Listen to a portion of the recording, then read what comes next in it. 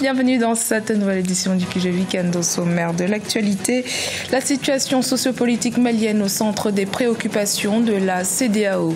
Des émissaires de l'organisation sous-régionale ont initié une rencontre avec certains acteurs politiques maliens, dont le chef de file de l'opposition Soumaïla Cissé, afin de stabiliser la situation dans le pays.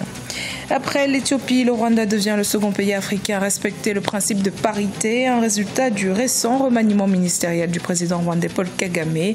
On note également la réduction de son équipe gouvernementale qui passe de 31 ministres à 26. Et puis, rencontre avec le créateur de jouets kényan Maurice Njuguna. Sa particularité, la reproduction fidèle en miniature des matatu, ces fameux bus de transport qui circulent dans les rues de Nairobi. Des émissaires du président en exercice de la CEDEAO ont été dépêchés à Bamako en vue d'écouter les acteurs politiques maliens. Visite aux allures de médiation entre l'opposition et la majorité présidentielle. Le président du Conseil des ministres de la CEDEAO appelle les acteurs à s'unir pour la stabilité du Mali et de la sous-région. Les précisions dans ce reportage ont au correspondant Mokhtar Bari. Après le second tour des élections présidentielles remportées par le président Ibrahim Boubacar Keïta, les acteurs politiques peinent à trouver un consensus. Les revendications de l'opposition politique et la recrudescence des attaques terroristes suscitent de vives inquiétudes.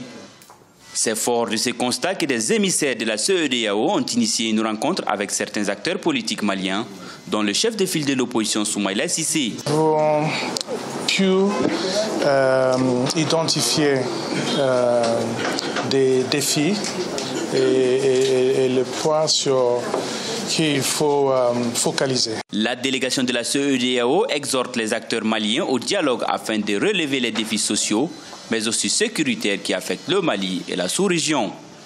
L'émissaire du président Buhari s'est dit satisfait des entretiens avec le chef de l'État Ibrahim Boubacar Keïta. Monsieur le Président a vraiment expliqué que pour lui, les choses les plus importantes, c'est le pays. Que ce n'est pas une question de personnel ou d'ambition, mais c'est vraiment ce qui peut améliorer les choses pour les Maliens. Si la visite du président de la commission de la CEDEAO et du président du Conseil des ministres est placée dans le cadre de la solidarité entre pays membres de l'organisation, sur place, elle est interprétée comme une tentative de médiation, une démarche souhaitée par de nombreux acteurs afin de mettre un terme définitif à la crise politique. Le président rwandais Paul Kagame dispose d'un nouveau gouvernement depuis le 18 octobre, plus restreint et plus féminin. Le gouvernement rwandais affiche désormais un équilibre paritaire parfait. Un remaniement ministériel qui amène également des changements pour deux portefeuilles stratégiques, les affaires étrangères et la défense. Le nombre de ministères est désormais de 26 contre 31 auparavant. Reportage de notre correspondant Fratenda Kiaisenga. Prestation de serment de 6 nouveaux ministres ce 19 octobre 2018, quelques heures après leur nomination par le président rwandais Paul Kagame. Le chef de l'État a apporté de grands changements à son cabinet, dans lequel les femmes représentent désormais 50% et où les jeunes retrouvent de plus en plus de place. Dans le processus de construction de notre pays, quelquefois le changement est nécessaire. Il faut noter que quand on opère des changements, c'est pour améliorer le rendement et mieux servir le peuple rwandais qui exige de meilleurs résultats. Autre grand changement, le nombre des ministres est passé de 31 à 26. Parmi les grands départs, Louise Mushikiwabo, qui a dirigé le ministère des Affaires étrangères pendant 9 ans, élu secrétaire général de l'Organisation internationale de la francophonie. Elle est remplacée par Richard Sezibera, ancien secrétaire général de la Communauté d'Afrique de l'Est. Ce n'est pas étonnant que le gouvernement rwandais soit actuellement composé de 50% de femmes. Le Rwanda a toujours su donner de la place à la femme, même dans le leadership. Et si l'Éthiopie l'a fait aussi, c'est tout le continent qui comprend de plus en plus l'importance de la parité. Et c'est une bonne chose. Après l'Éthiopie il y a quelques jours, le Rwanda devient donc le deuxième pays africain à respecter l'équilibre paritaire dans le gouvernement. Pour rappel, avec 67% des femmes députées, le Rwanda est le premier pays au monde à avoir plus de femmes au Parlement.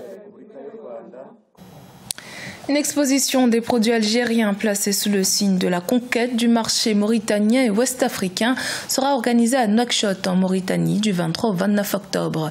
Un événement qui rentre dans la politique de l'Algérie qui souhaite rendre pérenne sa nouvelle dynamique économique continentale. À l'heure où l'on parle de nouvelles perspectives de reprise de croissance de 6% dans la zone UMOA, l'objectif de cette action reste celui de développer les investissements algériens dans le continent africain qui possède d'énormes potentialités et des opportunités d'affaires. Communément appelés Matatu, les bus qui circulent dans les rues de Nairobi font partie du quotidien des Kenyans. Maurice Njuguna, un jeune entrepreneur kényan, en a fait sa signature. Il s'est spécialisé dans la fabrication de jouets à leur effigie.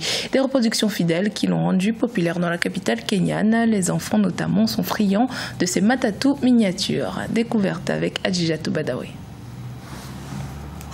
C'est dans cette concession que Maurice Njuguna fabrique des jouets sous la forme de minibus. De près, la version miniaturisée des bus, communément appelés Matatus, s'apparente à ceux qui circulent dans les rues de Nairobi. Ils possèdent le même équipage et le même dispositif. Aujourd'hui, plus qu'hier, Maurice Njuguna, du haut de ses 34 ans, croit fort en ses aptitudes.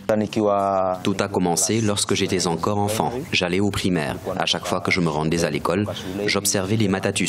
Ce qui attirait mon attention, je les reproduisais une fois arrivé à la maison. J'essayais d'en faire un semblable. C'est ainsi que la passion pour ce que je fais aujourd'hui est née. Près de 70% des 4 millions d'habitants de Nairobi empruntent au quotidien un Matatus. Au Kenya, les Matatus sont réputés pour promouvoir la culture et l'art de par leur apparence caractérisée par une décoration assez particulière aux couleurs vives. Si Maurice en fait de la fabrication de Matatus miniaturisés un métier, il croit tout de même qu'avec peu de moyens, il est possible de réaliser un rêve. Plusieurs jeunes Kenyans sont diplômés. Selon moi, lorsqu'il vous est difficile de trouver un emploi, il faut faire recours à son ingéniosité. C'est ce qui nous permet d'avancer dans la vie. Vous n'avez pas besoin d'avoir de l'argent pour créer une entreprise. Moi, par exemple, je fabrique mes Matatus avec du matériel pris ça et là. Avec l'aide de son ami Walter Moukou, Maurice Njuguna parvient à réaliser des illustrations et des graphiques sur ses jouets. Ces pièces vont de 20 à 80 $ chacune. À ce jour, ils en ont vendu plus de 500 souvenirs. Dans un futur proche, Maurice Njuguna procédera à la fabrication de jouets de Matatus motorisés qui seront exposés dans les boutiques du Kenya. Retour à présent sur le Handi Festival international de Bamako qui s'est clôturé le 18 octobre. Artisans, plasticiens et musiciens ont répondu présents à cette deuxième édition. Venus du Mali, du Burkina Faso et du Sénégal, ces artistes vivant avec un handicap ont pu profiter de ce cadre pour exprimer leurs talents. Découverte dans ce reportage, notre correspondant Mokhtar Bari. Des nombreux festivals qui sont organisés au Mali, rares sont ceux qui offrent des espaces d'expression aux personnes vivant avec un handicap. L'Ensemble national artistique et culturel des personnes handicapées du Mali veut corriger ce manquement en initiant le Handi Festival international qui s'est déroulé du 16 au 18 octobre 2018. Plusieurs artisans, plasticiens, musiciens et autres enseignants se sont retrouvés sur les berges du fleuve Niger pour dévoiler leurs créations. Il y a beaucoup d'artisans handicapés au Mali mais qui ne sont pas connus. Il y a les artistes, chanteurs, guitaristes qui ne sont pas connus. C'est avec le festival là que le public va voir. Ils sont venus des régions du Mali, mais aussi du Burkina Faso et du Sénégal. Ce festival est aussi un tremplin pour un partage d'expériences avec des associations sœurs. On est très content et puis vraiment on aimerait bien ça continue quoi, tu vois. Ça permet les gens, on se connaît, il y a nos parents, il y a des amis qui viennent de Burkina, du Cap-Vert, partout quoi, tu vois.